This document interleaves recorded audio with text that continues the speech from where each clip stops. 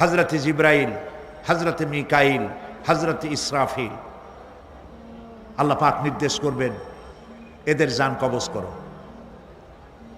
ইসরাফিল, মিকাইল জান কবজ হবে। হযরতে জিবরাইল আমিন শাদীদুল কুওয়া, প্রচন্ড ক্ষমতা আল্লাহ তাকে দান করেছেন, সুবহানাল্লাহ বলেন।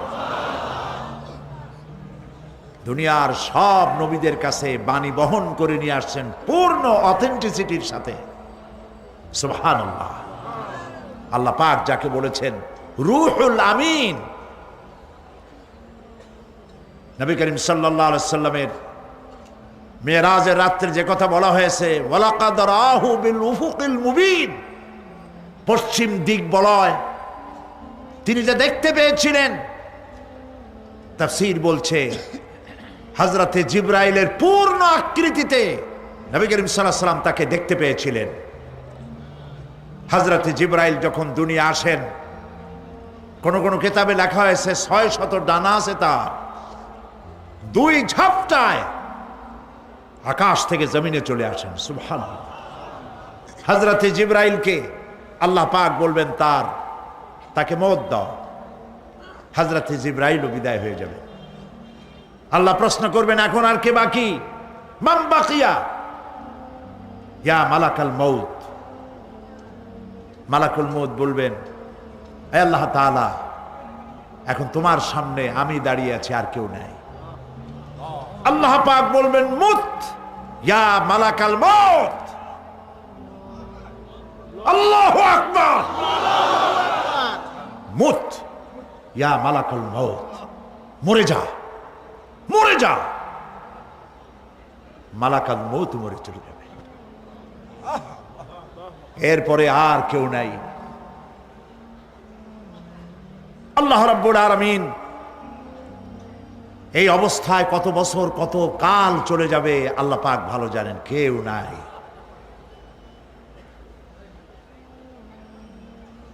আজকের রাজত্ব কার? আল্লাহ প্রশ্ন করবেন, আজকের রাজত্ব কার? আল্লাহ পাক আওয়াজ দিবেন, বলবেন, আজকের রাজত্ব কার? কোনো জবাব নাই, আকাশের নাই, জমিনের নাই, আকাশও তো নাই, কারো কোনো জবাব নাই।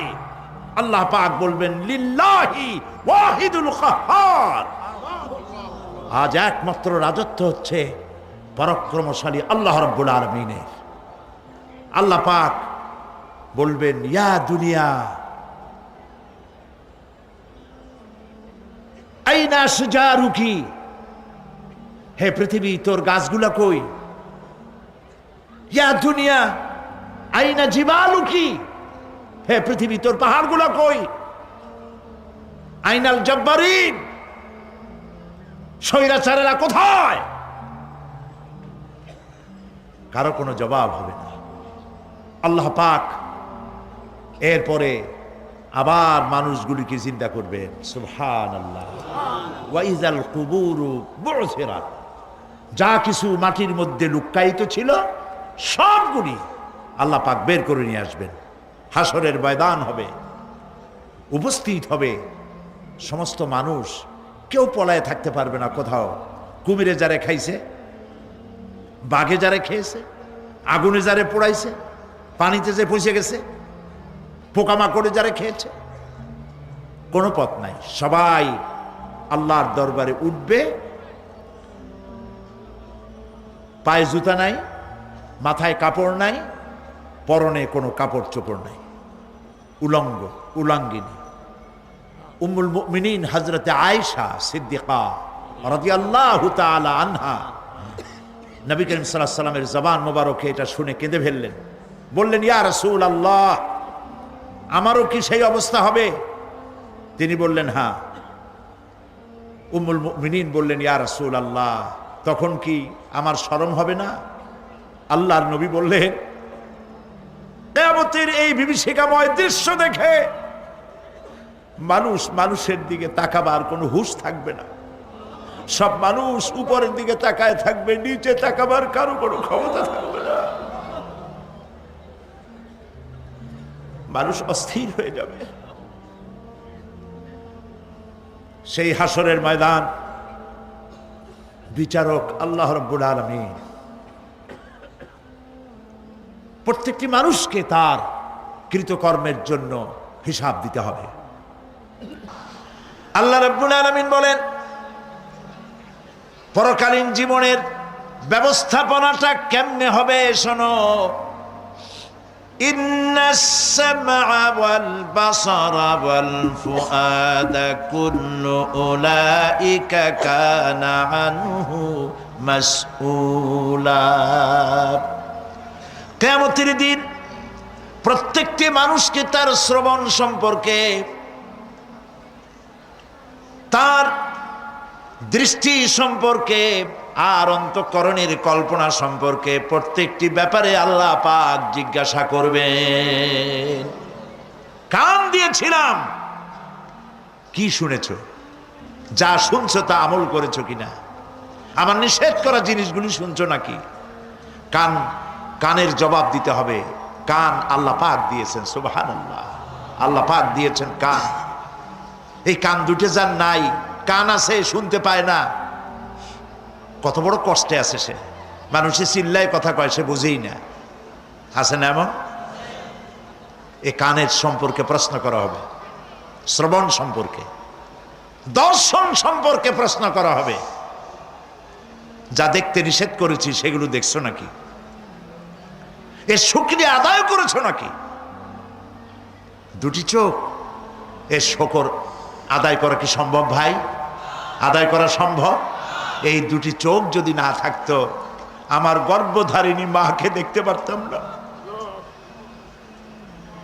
এই সুন্দর চোখ দুটি যদি আল্লাহ না দিতেন, আল্লাহর এই সুন্দর সৃষ্টি দেখা থেকে বঞ্চিত হয়ে যেতাম। আল্লাহকে বলি, মনিব, হে বিশাল আকাশের মালিক, তুমি দয়া করে না চাইতে আমাদের শরীরে যা দিছো নিয়ামত, মৃত্যুর আগে ছিনায় নিও না। দুটি চোখের শকর আদায় করতে পারবো না। চোখের মধ্যে পানি আছে, কান্নার পানি না, সব সময় চোখে পানি আছে। চোখে আমরা পলক দেই না? কত কুদরত আল্লাহ পাকের। এই পৃথিবীতে দিনে রাতে অসংখ্য পলুয়েশন, রোগ জীবাণু সমানে উঠতেছে। এখন যদি মাইক্রোস্কোপ যন্ত্র এখানে থাকতো তাহলে দেখতেন এই পরিবেশটা কত দূষিত, কত পলুয়েশন, কত জার। এগুলি নাকের মধ্যে দিয়ে পেটে যাচ্ছে, চোখের মধ্যে ঢুকতেছে। ক্রমাগত চোখের ভিতরে ধুলাবালি ঢুকবে, আর পরিষ্কারের কোনো ব্যবস্থা যদি না করা হয় চোখের দৃষ্টি নষ্ট হয়ে যেতে পারে। এই জন্য আল্লাহ রাব্বুল আলামিন চোখের ভিতরে মেডিসিন রূপী এক প্রকারের পানি রেখেছেন, আর অটোমেটিক চোখের পাতা ওঠানামা করে প্রতি মুহূর্তে চোখকে ক্লিন করে দিতেছে। এই চোখ সম্পর্কে আল্লাহ রাব্বুল আলামিন প্রশ্ন করবেন, অন্তঃকরণ সম্পর্কে প্রশ্ন করবেন। জবাব দেওয়া সেদিন বড়ই কঠিন হয়ে যাবে। এই জন্য আল্লাহ রাব্বুল আলামিন দুনিয়াবাসীকে সতর্ক করে দিচ্ছেন। তিনি আরো বলছেন, ওয়ালাকাদ খালাকনাল ইনসানা ওয়া না'লামু মা তুওয়াসবিসু। ইহুদি যেমন ধর্মের নাম, গতানুগতিকভাবে ইসলাম তেমন কোনো ধর্মের নাম নয়। ইসলাম হচ্ছে একটি পূর্ণাঙ্গ জীবন ব্যবস্থা। ইসলামের রয়েছে নিজস্ব ইতিহাস, রয়েছে নিজস্ব ঐতিহ্য, তাহজিব, তামাদ্দুন, সংস্কৃতি। এক কথায় ইসলাম এক কালজয়ী মহান আদর্শের নাম। সুবহানাল্লাহ বলেন। আমাদের দুনিয়ায় কোনো শত্রু থাকার কথা ছিল না। লক্ষ্য করুন, খুব বেশি লক্ষ্য করে কথা শুনবেন, তাহলে বুঝতে সুবিধা হবে। আলহামদুলিল্লাহ বলেন। আমাদের পৃথিবীতে কোনো শত্রু থাকতো না যদি আমরা শুধু মসজিদ নিয়ে পড়ে থাকতাম, যদি আমরা শুধু জিকির আজগার করতে থাকতাম, যদি আমরা শুধু জসনা জলুস আর গিয়ারা শরীফের মধ্যে নিজেদেরকে লিপ্ত করে রাখতাম। আমাদের কোনো শত্রু থাকতো না। আমাদের শত্রু হলো কেন? শত্রু হয়েছে এই জন্য আমরা সাংস্কৃতিক অঙ্গনে ভাগ বসাইছি, আমরা রাজনীতির কলিজার মধ্যে হাত ঢুকিয়ে দিয়েছি, আমরা অর্থনীতি সমাজনীতির মধ্যে ঢুকে পড়েছি। আর এটা আন্দাজ ঢুকি নাই, আল্লাহ ঢুকাইছে। সুবহানাল্লাহ। তাই ওরা আমাদের শত্রু। কারা শত্রু? মাওলানা আবুল কাসেম সিফাতুল্লাহ সাহেব তার বক্তব্যের মধ্যে কিছু কথা আলোচনা করেছেন। শত্রু কারা আপনারা নিশ্চয়ই চিনে ফেলেছেন ইতিমধ্যেই। চিনেছেন না? আল্লাহ পাক বলছেন, ওয়ালান তারদা আনকাল ইয়াহুদা ওয়ালান নাসারা হাত্তা তাত্তাবিয়া মিল্লাতাহুম। ইহুদি আর খ্রিস্টানেরা কোনোদিন তোমাদের উপরে খুশি হবে না। ওয়ালান, আলেমরা বুঝবেন লান কারে কয়। ওয়ালান, কখনোই ইহুদি খ্রিস্টানেরা তোমাদের উপরে খুশি হবে না যতক্ষণ পর্যন্ত তোমরা ইহুদি আর খ্রিস্টান না হয়ে যাচ্ছ।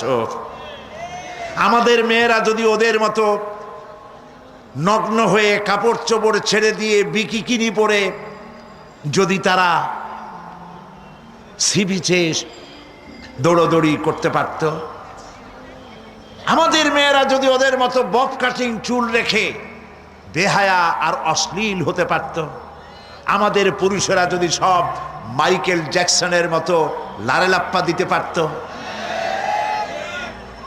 আমাদের জওয়ানেরা তরুণেরা শিক্ষাঙ্গনগুলি সব যদি বড় বড় কনসার্টে পরিণত হয়ে যেত, ঢোলের বাড়ির চোটে বাড়ির চাল উড়ে যাবে, এই অবস্থা যদি হতো, ইহুদিরাও নারাজ হইতো না, খ্রিস্টানেরাও নারাজ হইতো না। সব বলতো ইসলাম এরা হচ্ছে মডারেট, মোস্ট মডার্ন। এইরকম ইসলামই তো চাই, যে ইসলামে গান আছে, বাজনা আছে, যে ইসলামে মিউজিক আছে, যেই ইসলামে ফ্রি মিক্সিং আছে, ওইরকম একটা ইসলাম তারা আশা করে। কিন্তু সূর্য পশ্চিম দিক থেকে উদিত হতে পারে, মুসলমানেরা কোনোদিন খ্রিস্টান আর ইহুদিদের এই আশা পূরণ হতে দেবে না। প্রিয় ভাই সব, যুগ যুগ ধরে ইসলামকে ধ্বংস করার জন্য দুশমনেরা প্রাণ চেষ্টা করেছে, কখনো লাঠি দিয়ে, কখনো তীর আর তরবারি দিয়ে, কখনো কামান আর বন্দুক দিয়ে, কখনো হাইড্রোজেন বোম অথবা অ্যাটম বোম পারমাণবিক বিস্ফোরণ দিয়ে মুসলমানদেরকে শেষ করতে চেয়েছে। মুসলমান কি শেষ হয়ে গেছে? সতীজা কর রহা হ্যায় अज़ल से ता इमरोज, सतीजा कर रहा है अज़ल से ता इमरोज, चरागे मुस्तफ़ा भी से शरारे बुलहबी। সেই আবহমান কাল থেকে তারা চেয়েছে ইসলামকে দুনিয়া থেকে মিটাই দিতে। আবু জাহেল, আবুল হাবরা চেয়েছে ফু দিয়ে দ্বীনের নূরকে, ইসলামকে বিদায় করে দিতে, কিন্তু কেউ পারে নাই, ভবিষ্যতেও পারবে না। আদর্শ দিয়ে আদর্শের মোকাবেলা করতে চেয়েছে, ইসলাম কালজয়ী আদর্শ মোকাবেলা করতে চেয়েছে সমাজতন্ত্র দিয়ে, করতে চেয়েছে পুঁজিবাদ দিয়ে, করতে চেয়েছে ধর্মনিরপেক্ষ মতবাদ দিয়ে, করতে চেয়েছে নাস্তিক্যবাদ দিয়ে। কোনো বাদ দিয়েই ইসলামকে ঠেকানো সম্ভবপর হয় নাই। অতঃপর সমাজতন্ত্র আর কমিউনিজমের যখন পরাজয় ঘটল বিশ্বব্যাপী, তখন পৃথিবীর মানুষের গন্তব্য ছিল কেবলমাত্র ইসলাম, আর কোনো পথ ছিল না। ইসলাম ছাড়া আর তাদের কোনো গন্তব্য ছিল না। সেই ইসলামের দিকে যাতে না আসতে পারে পৃথিবীর নির্যাতিত মানবতা, সেজন্য মুসলমানদের চিরদুশ্মন ইহুদি আর খ্রিস্টানেরা সম্মিলিতভাবে তারা কামান, বন্দুক, অ্যাটম বোমার চাইতেও মারাত্মক এক অস্ত্র তারা তৈরি করল। সেই অস্ত্রের নাম বলবো কি? কয়েকজনে বুঝেই ফেলেছে। সে অস্ত্রের নাম মিডিয়া। সে অস্ত্রের নাম, তাদের প্রচেষ্টায় গড়ে উঠল বিশ্বব্যাপী গুরুত্বপূর্ণ দুটো গণমাধ্যম, একটি হলো গ্লোবাল প্রিন্টিং মিডিয়া, আরেকটি হচ্ছে গ্লোবাল ইলেকট্রনিক মিডিয়া। বিশ্ববিখ্যাত সংবাদ সংস্থা রয়টার, এপি, এনা, এপি, সিনহুয়া, তাস, পিটিআই, ইউপিআই, যতগুলি নাম বললাম পৃথিবীর নাম করা সংবাদ সংস্থা, এর একটাও মুসলমানদের হাতে নাই। 80-র দশকে ইসলামিক নিউজ এজেন্সি নামে একটা নিউজ এজেন্সি তৈরি হয়েছিল জেদ্দায়, মুসলমানদের পক্ষে কথা বলার জন্য। মাশাআল্লাহ, কয়েক বছর যাইতে না যাইতেই ইসলামিক নিউজ এজেন্সি অফাত পাইল, তার কুলখানি আর চল্লিশা সব শেষ হয়ে গেল। এখন বিশ্বের তাবৎ গণমাধ্যম ইহুদিরা কন্ট্রোল করছে। আর ইহুদিদের সম্পর্কে আল্লাহ পাক তো আমাদেরকে চিনায় দিয়েছেন, কে তোমার বন্ধু, কে তোমার শত্রু। ওয়ালা তাজিদান্না আশাদ্দান নাসি আদাওয়াতান লিল্লাযীনা আমানুল ইয়াহুদা ওয়াল্লাযীনা আশরাকু।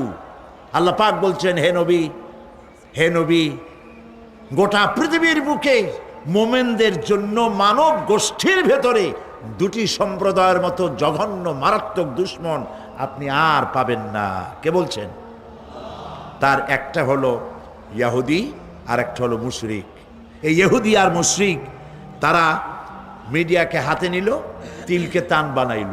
মিডিয়ার কাজই হচ্ছে তিলকে তাল বানানো আর তালকে অদৃশ্য করে দেওয়া।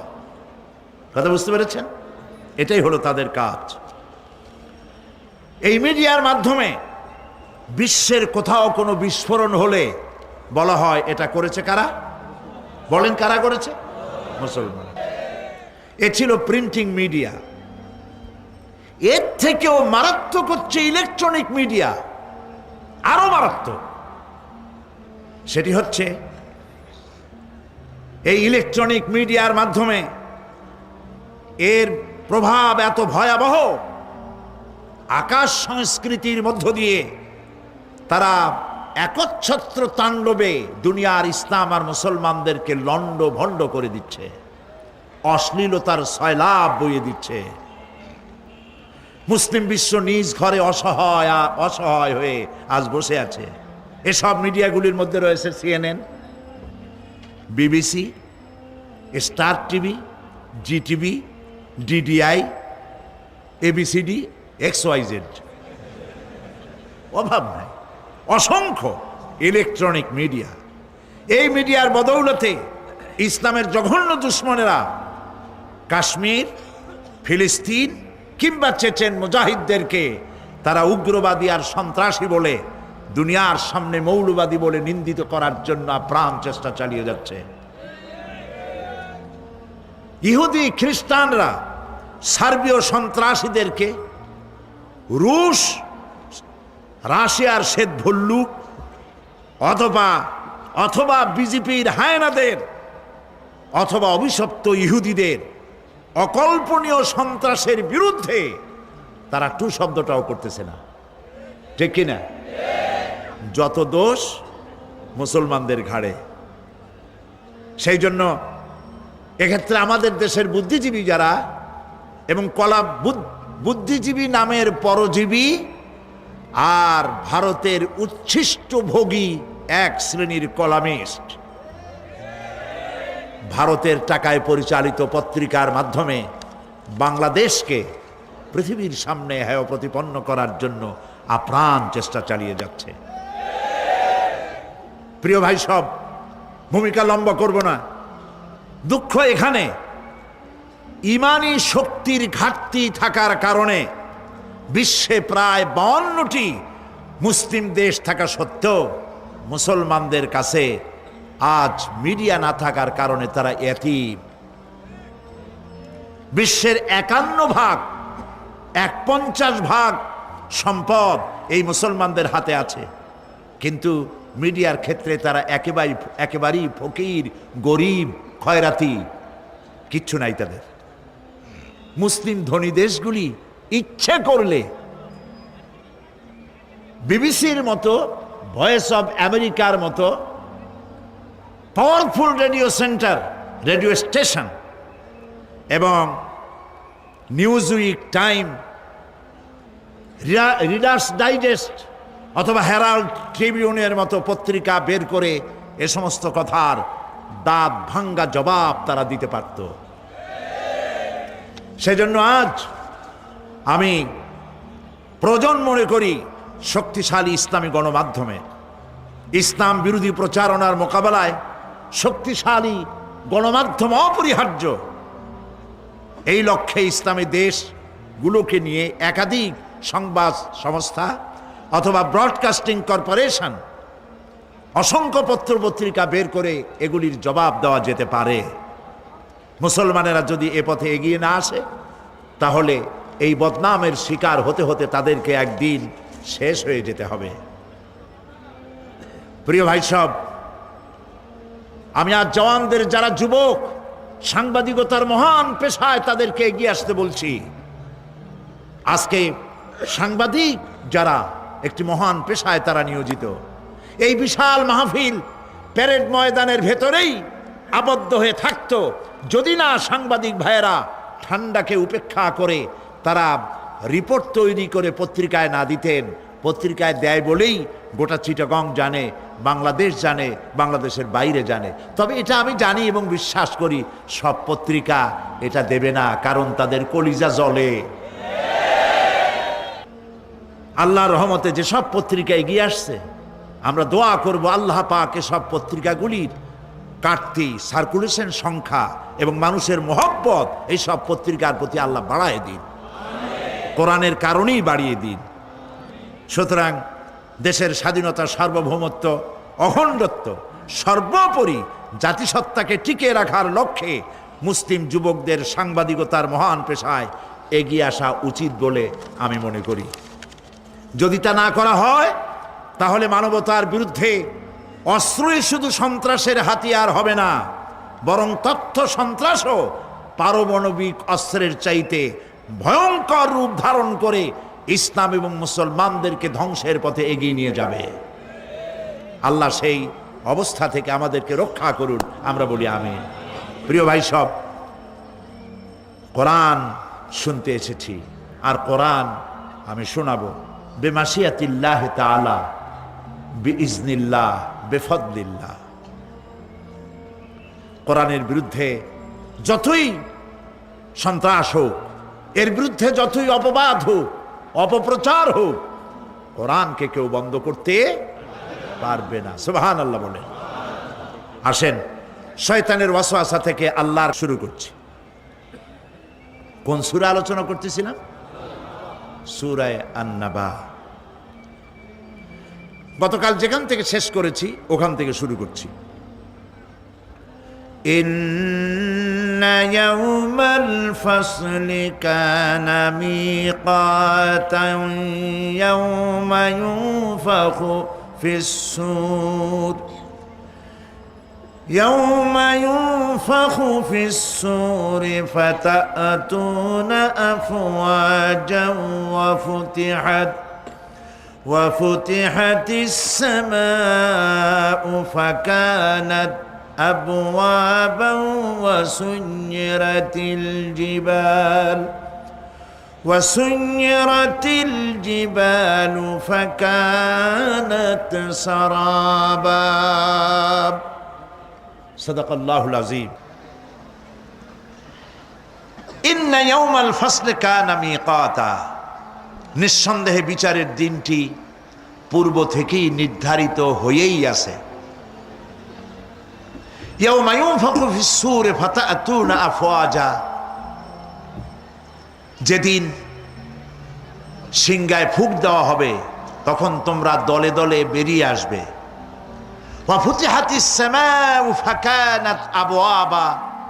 আর আকাশ সমূহ খুলে দেওয়া হবে, তখন তা শুধু দরজা আর দরজা হয়ে যাবে।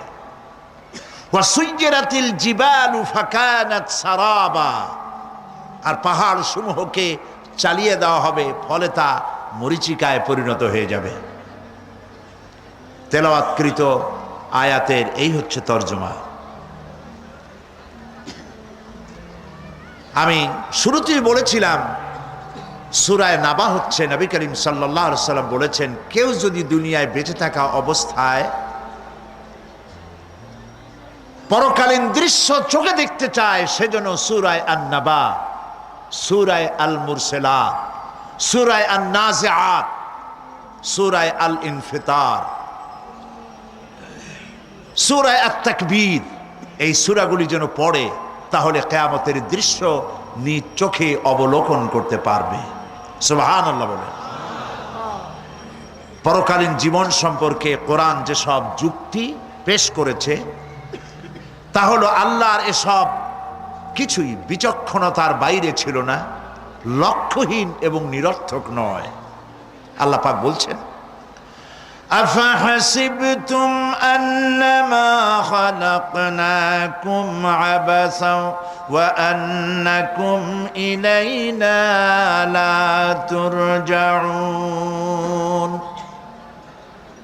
তোমরা কি ভেবেছো যে তোমাদেরকে সৃষ্টি করা হয়েছে খামোখা, আর তোমাদেরকে আমার কাছে ফিরে আসতে হবে না? এটাই কি মনে করেছো? ওই যে গতকাল বলেছিলাম, ইট, ড্রিঙ্ক অ্যান্ড বি মেরি, খাও, পান করো, ফুর্তি করো, এই দুনিয়ায় শেষ কথা, আমাদের আর মরে মাটির সাথে মিশে যাব, আর উঠতে হবে না, এরকম খামাখা আল্লাহ তোমাদেরকে সৃষ্টি করেছেন, তাই কি ভেবেছো? আল্লাহ রাব্বুল আলামিন কোরআনে কারীমের অন্যত্র বলেন, আয়াহসাবুল ইনসানু আইয়ুতরাকা সুদা। মানুষ কি ভেবেছে যে তাদেরকে নিরর্থক আমি সৃষ্টি করেছি? মোটেই না। ওয়ামা খালাকনাস সামাওয়াতি ওয়াল আরদা ওয়ামা বাইনাহুমা লাইবিন। আল্লাহ পাক বলেন, এই আকাশ আর জমিন আর এর মধ্যবর্তী যা কিছু আমি সৃষ্টি করেছি, কোনোটাকে খেল তামাশার বিষয়বস্তু করে তৈরি করি নাই, নিরর্থক করে বানাই নাই। প্রত্যেকটি সৃষ্টির পেছনে বিচক্ষণতার দাবি হিসেবেই সৃষ্টি করা হয়েছে, বিরাট কারণ রয়েছে, খামোখা বানানো হয় নাই। এই পৃথিবীর একদিন শেষ হয়ে যাবে, এই বিশ্ব ব্যবস্থার একদিন পরিসমাপ্তি হয়ে যাবে, এই আকাশ থাকবে না, এই জমিন থাকবে না। বিশ্বাস করেন? আর যারা জবাব দিলেন না, বিশ্বাস করেন? এই আকাশ, এ জমিন, এ মানব গোষ্ঠী কিছুই থাকবে না, একদিন সব শেষ হয়ে যাবে। বিশ্ব ব্যবস্থার পরিসমাপ্তি কিভাবে ঘটবে? কোরআনে কারিমে আল্লাহ রাব্বুল আলামিন পরিষ্কার করে বলে দিচ্ছেন। লক্ষ্য করো কেমনে এই পৃথিবীকে ধ্বংস করা হবে। আল্লাহ পাক কোনো জিনিসকে গোপন রাখেন নাই, ওপেন সিক্রেট, সবগুলিকে খুলে খুলে আল্লাহ বয়ান করে দিয়েছেন। এই পৃথিবী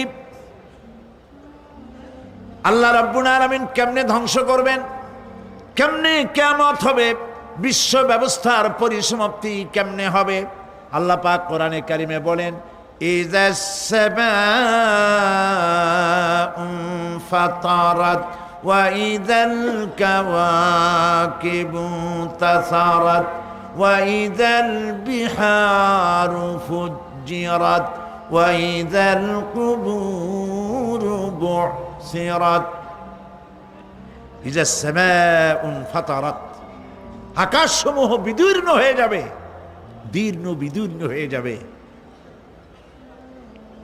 কাতাইয়ে সিজিল্লি লিল কুতুব, কিতাবের পৃষ্ঠা যেমন একটার উপরে একটা পড়ে, শুনতেছেন কথা?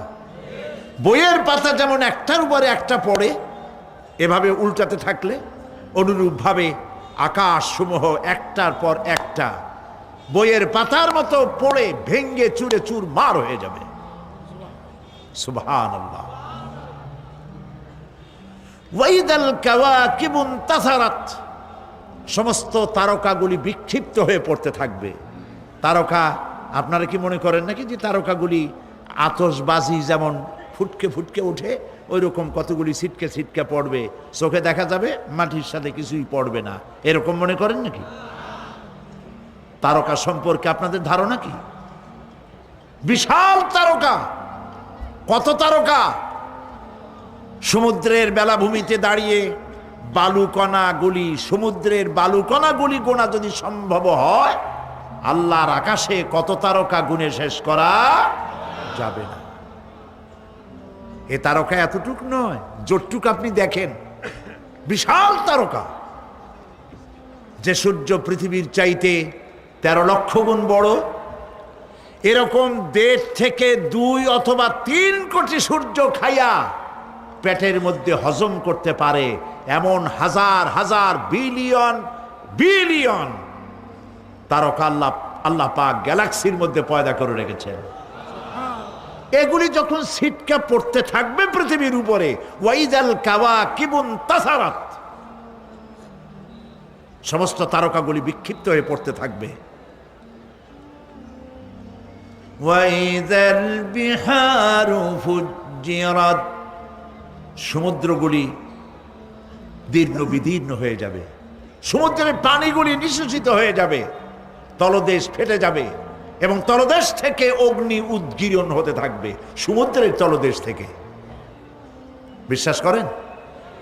গতকাল আলোচনা করেছি না, এই মাটির মধ্যে আছে না আগুন, পাথর পোড়াইয়া আলকাত্রার মতো লাভা বানাই দিতে পারে এমন প্রচন্ড উত্তপ্ত আগুন রয়েছে মাটির ভেতরে। সমুদ্রের পানিসমূহ নিঃশেষিত হয়ে যাবে, দীর্ণ বিদীর্ণ হবে, সেখানে আগুন জ্বলতে থাকবে। কি ভয়াবহ দৃশ্য হবে! আর কবরের মধ্যে যা কিছু আছে কবরগুলি তা উদ্গীরণ করে দেবে।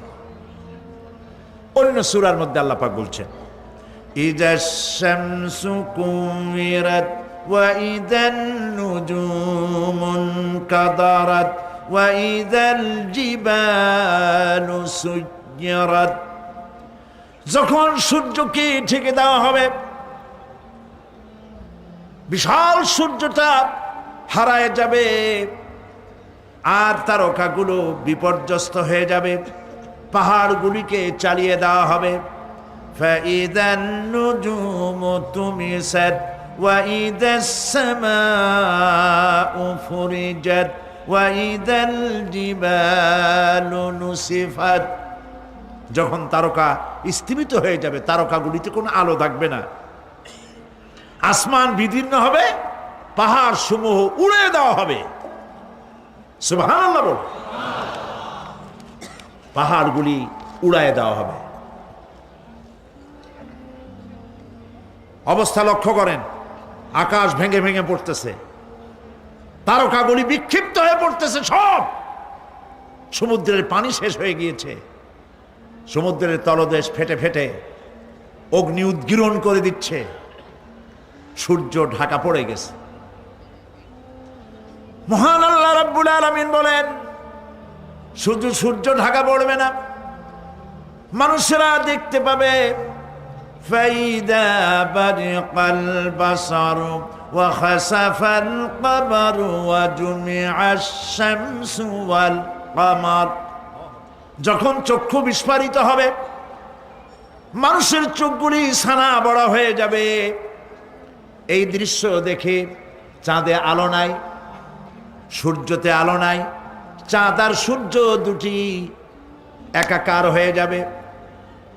আল্লাহ পাক বলছেন, ওয়া হুমিলাতিল আরদু ওয়াল জিবালু ফাদুক্কাতা দাক্কাতান ওয়াহিদা, জমিন আর পাহাড়গুলোকে এর মধ্যে সংঘর্ষ বাঁধিয়ে দেওয়া হবে, পাহাড়গুলি উঁচু করে মাটির উপরে আছাড় মারা হবে, একই আঘাতে পাহাড়গুলি চূর্ণ বিচূর্ণ হয়ে যাবে। সুবহানাল্লাহ। এই কথার মধ্যে কোনো ভুল আছে? কেবলমাত্র কাফের বেঈমান তাদের কলিজায় এ কথা ভয়ের সৃষ্টি না করতে পারে, ইমানদারদের কলিজা ফেটে যাওয়ার কথা। কি ভয়াবহ দৃশ্য! তারকা পড়তেছে, আকাশ ভাঙতেছে। খালি রাশিয়ার একটা রকেট বহু বছর পর্যন্ত মহাশূন্যে উঠতেছিল, একদিন পত্রপত্রিকায় দেখতে পেলাম ওইটা ভাঙে পড়বে, ওইটার মেয়াদ শেষ হয়ে গেছে, ভাঙে পড়বে। বিশ্ব মহা চিন্তায় পড়ে গেল কোন দেশে পড়বে। যদি কোনো দেশের উপরে পড়ে সে দেশ শেষ হয়ে যাবে, বিল্ডিং, মানুষ, স্থাপনা সব চূর্ণ বিচূর্ণ হয়ে যাবে, ভয়তে অস্থির। রাশিয়ার বিজ্ঞানীরা চেষ্টা করলো সেটাকে সরাইয়া কোনো জমিনে যাতে না পড়ে মহাসমুদ্রে ভালাবার জন্য চেষ্টা করতে লাগলো। মনে আছে ঘটনা আপনাদের? পত্রপত্রিকা যারা পড়ে মনে থাকারই কথা।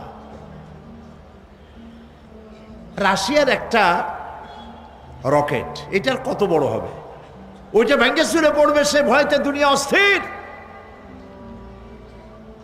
আর আল্লাহ পাক বলছেন, এতে কোনো সন্দেহ নাই, আকাশ একটার পর একটা ভেঙে চুরে চুরমার হয়ে পড়তে থাকবে, তারকাসমূহ বিক্ষিপ্ত হয়ে পড়বে, দরিয়া দীর্ণ বিদীর্ণ হয়ে যাবে, চন্দ্র আর সূর্য ধাক্কা লেগে একাকার হয়ে যাবে, চাঁদে আলো নাই, সূর্যে আলো নাই, অন্ধকার এক বিভীষিকাময় পূর্ণ হয়ে যাবে গোটা বিশ্ব। পাহাড়গুলো উঁচু করে মাটির উপরে আছাড় মারা হবে, এক ধাক্কায় পাহাড়গুলো ভেঙে চুরে চুরমার হয়ে যাবে। সুবহানাল্লাহ। এই অবস্থা যখন, এই ভয়ঙ্কর পরিস্থিতি যারা লক্ষ্য করবে, আল্লাহ রাব্বুল আলামিন বলেন মানুষেরা ভয় অস্থির হয়ে দৌড়াদৌড়ি আরম্ভ করবে। ইয়াকুলুল ইনসানু ইয়াউমাইদিন আইনাল মাফার। মানুষেরা পাগলের মতো শুধু দৌড়াদৌড়ি করবে আর বলবে পালাবো কোথায়, ভাগবো কোথায়, কোথায় যাব? আল্লাহ রাব্বুল আলামিন জবাবে বলেন কাল্লা লা ওয়াজারাইলা রাব্বিকা ইয়াউমাইদিনিল মুস্তাকার। কখনই নয়, ভাগবার জায়গা নাই, পালাবার জায়গা নাই। আল্লাহ রাব্বুল আলামিনের আশ্রয় ছাড়া কোনো আশ্রয় নাই।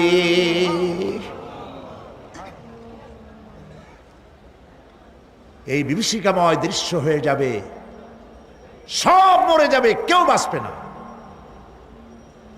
মালাকুল মউতকে আল্লাহ পাক জিজ্ঞেস করবেন কে এখন বেঁচে আছে আর কারা বেঁচে আছে। তিনি বলবেন